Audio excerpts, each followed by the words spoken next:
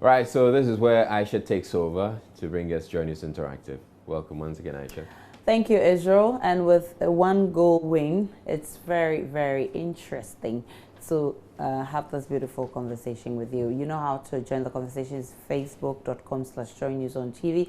On Twitter, it's on Joy News on TV. Let's have a beautiful conversation, no harsh words. Now, the Black Stars have won their first game in the 2017 African Cup of Nations against the Crane of Uganda. Prior to the match, many Ghanaians expressed disappointment and loss of confidence in the Black Stars. Now, with their performance today, the question I ask, how do you feel about Ghana's win, and has this win restored back your confidence in the Black Stars? Oh yeah, but I was impressed in the first half of the game, but on the for the second half, yeah, the team lost concentration, and the Ugandans played very well in the second half. But I'm hoping that, no, Ghana, we are noted for poor starting of a tournament, but I'm hoping that our subsequent games ahead, we are going to improve on what we did today and come out with good results on the subsequent games ahead. Well, no, as time goes on, we know how Ghanaians are. As time goes on, yeah, winning the next game, winning the third game, the euphoria, the whole country will change. Because when you get to even quarterfinals, we'll bring the morale to the whole country, and the football fever will catch up the whole country. Oh, I feel great. Our Ghanaian players, they will do better. I know they will do better. They will deliver and they will bring their cup to my homeland. The win is not all that I'm expecting, but I know they will do good. Well, we did well, but we still need to do better. Yeah, and actually, I don't see the essence of the coach. He's supposed to have done better with our striking ability, and working on that, I think we'll go far. No. At least they need to pay us. I just want to say that, like, they're supposed to have also share in our pain. You know, the money that they take for playing for the Black Stars is so much, and if they are wise, they could have even taken the 10,000 cedis, and after the tournament, they also will take part of that money and give it to the orphans. Yeah, for the win, we are happy with the win. It's good we had a 3-point. For that one, it's 100%. I'm very excited, and I believe that based on this win we had, we will do well in the next match. Some years back, the confidence we have in Blaster, because they've been letting us down. Basically, if you watch this tournament, the zeal for people watching previously is not there. You don't even hear as Blaster, you understand what I mean? Yeah. So still people, we are expecting more from them. Yeah, when they sit up and play well, yeah, that confidence will come back. Not at the level it used to be, but it's growing. So I think they can do better. If they do better, I'll be by their side. Even if they lose, I'm still Ghanaian, so I'm still going to support them. And so those were some comments from the streets of Accra. Israel, I want to find out from you, how do you feel about Ghana's win? I feel very indifferent, actually. You know, the Black Stars, I've supported the Black Stars in the past, where they give you so much hope, and then they just disappoint you like that. In the last minute. So I've learned not to give my heart to them. If they do well, yes, I'll be happy for them. And not but to watch their matches if you've not eaten. You're following the games, you're so keen, and you're so engrossed, and then next thing you know, oh my goodness, when it goes south, and then you're so right. disappointed. Yeah. On Facebook, Kofi Sam says, I think we have to completely forget about this Black Stars for some years. President Kufuor, for the first time, took us to the World Cup. Professor Mills extended the exposure by taking us to the quarterfinals. Opanadie qualifications, kra aboyeng. Since this African Cup qualifications began from Opane's time, I still think he has his spirit in them making the Stars incompetent. We must not pay them even one Ghana cedi so that they can repent wholly and prepare in Anado's era. Aziz Donla says, Black Stars will lose the next match, even though they have won the Uganda match because the team is not in good shape. And Prince Nuruddin says, very interesting performance, and I'm so optimistic that our players will do what they can to bring the trophy back to Ghana. Let's pray for them, period. Rich Brunel says, hello Aisha, not at all, because how can the Black Stars team ask for any amount of bonuses, play a very comfortable football, and don't forget they are very disappointing even when giving their maximum payment. How come any bonus in these corrupt GFA? Please, Gary and the rest, do something to save our football race. So. Richard Amel says, well done, Stars. Try to win this trophy at all costs to win back our hearts. For the winning bonus, dear, we go give you 50 Ghana per game. Hope it's cool. Cool or not, make you manage them like that. Asiebu Gabriel Achu says, for where? They are just not active or were angry. If them like, then can continue like that. Only that they're gonna come home very, very early.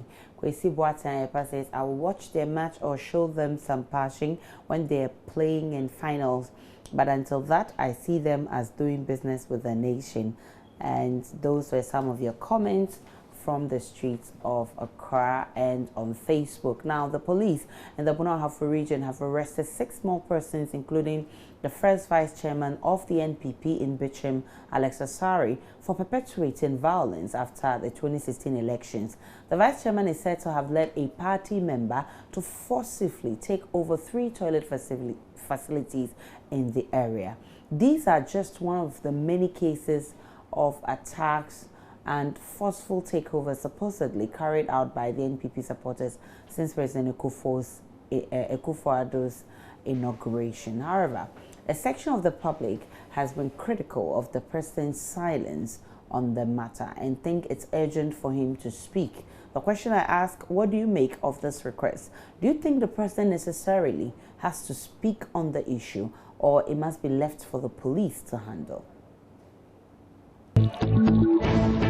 There's no need for us to engage the president to come out to say anything about this. We ourselves need to understand what we term as humanity and the quest for why we are called ourselves Christians or believers or religious people, to know that I'm your brother, you are my sister. So if I'm doing something against you, I'm doing it against myself. So basically, we need not to worry the president. He has a lot of things to do to move the affairs of the country, make sure that anything that he has his plans to do, he achieves it, than coming to sit down to take action of this. So the police can take things up. I personally think the president should come out and, express his views on it.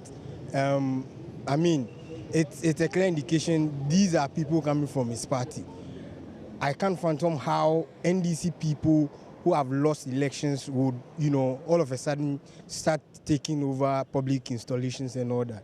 So, I think they should come out. I'm sure they will listen to him, since now, he's leading them and leading Ghana. So it is true. The president has to say something about it. He's now the commander-in-chief, and the security of the state is under his armpit. Therefore, he needs to say something. And therefore, it is also said that those who are perpetrating that are his supporters. Okay, they are supporting their MPP people. Therefore, it dawns on the president as the commander-in-chief of the state to say something, let them stop, come out with a statement, a clear-cut statement for everyone to know. Then urge the security agencies also take control about the situation and deal with anybody who will be found culpable of perpetrating this kind of crime. The president should speak for himself, because we don't know what is in his mind. So the president should come out and say whatever he likes. Myself, personally, I'm against this kind of misbehavior. It's a crime, and so my belief speaks against crime. And so we have authorities in this country who are supposed to deal with such crimes. So if some Ghanaians are trying to take the law into their own hands, I believe the authorities should stand their feet on the ground so that they make sure the people are put to order. All right. right, so that's all on Facebook. A lot more messages are coming up. Let's check it out. Kwesi Boateng Pastor asking the president to speak before peace prevails is like telling me the police is incapable. The police should be up and doing and stop these lip service. The media too should report devoid of political color. Frank Kwabna Edu says the police are in charge. Even if Jesus Christ comes to speak, some people will still misbehave. So allow the police to handle matters.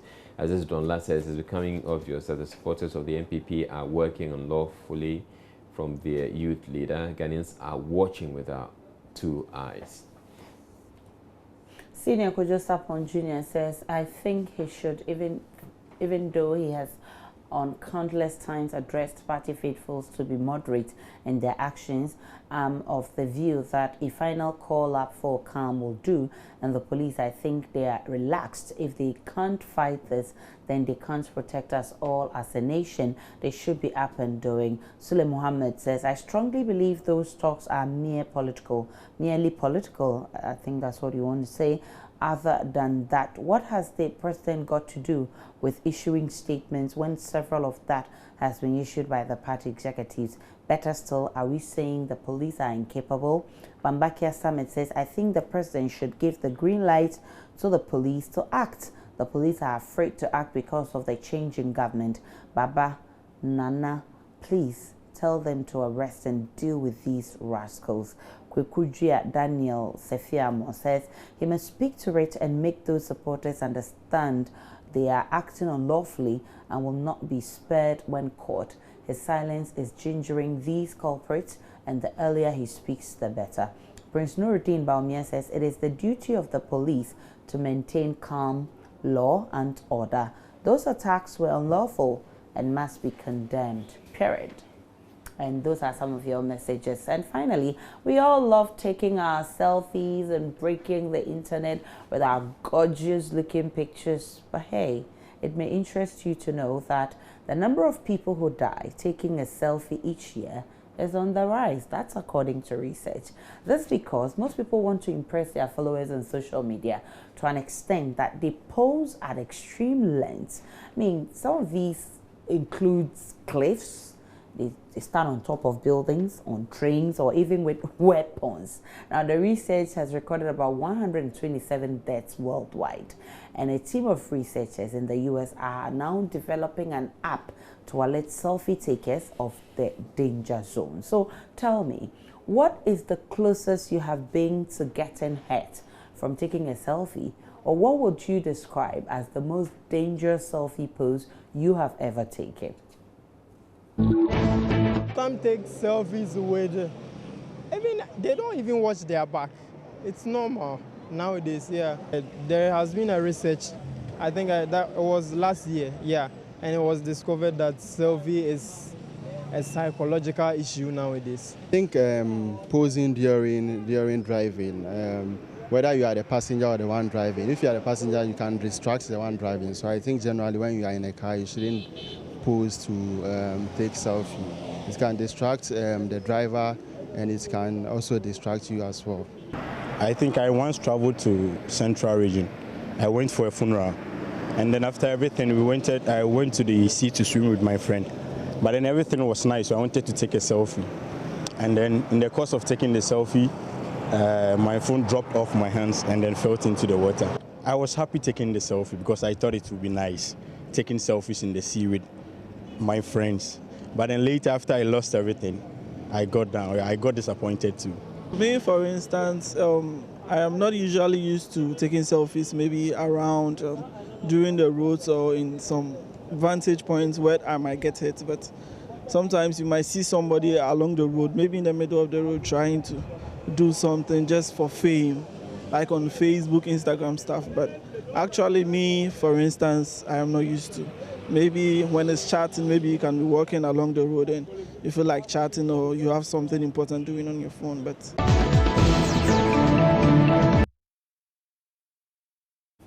and talking about selfies, Israel, the guy made a very important comment. He says when you're driving, and I've seen a lot of people sitting in their cars with their seatbelt on and they're like, say, cheese and all of that. I think it's it distracts you if you're driving. If, for instance, you're in traffic and you decided to take it, the green light is on and everybody is blowing ping, you may just rush and go and hit someone else. And those are some of the dangers. Well, it's not advisable, but just like text driving, people are driving and yet texting. It's dangerous. Very but they dangerous. still go on with that. So there are lots of dangerous things we're doing as a result of this technological era. We're doing loads of things, like text neck too. Okay, so on Facebook, Prince Nuruddin Baumia says, haha, selfie while holding my porridge and groundnut cake. Very hilarious.